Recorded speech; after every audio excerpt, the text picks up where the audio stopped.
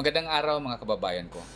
Sa mga nangyayari sa atin ngayon dito sa ating bansa, sa mga nangyayari kay dating Presidente Rodrigo Roa Duterte na para bang basura na basta-basta na lang itinapatapon sa ibang bansa.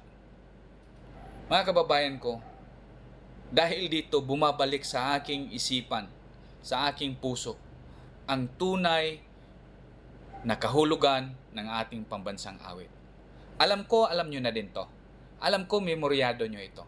Pero dahil sa sanay na tayong nakikinig nito, sanay na tayong kumakanta nito, nawawala ang tunay na kahulugan. But I just like to remind you, kung ano talaga yung tunay na kahulugan na nito.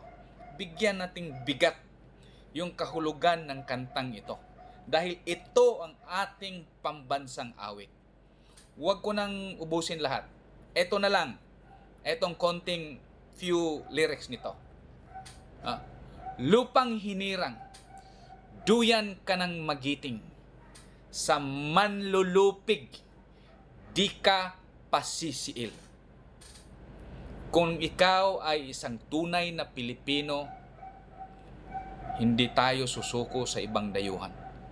Hindi tayo yuyuko sa ibang dayuhan. Hindi natin isusuko kung anong meron tayo sa mga dayuhan.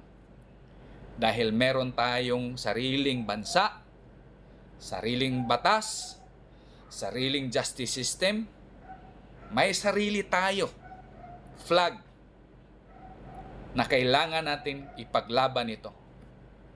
Pero kung ginagawa mo ito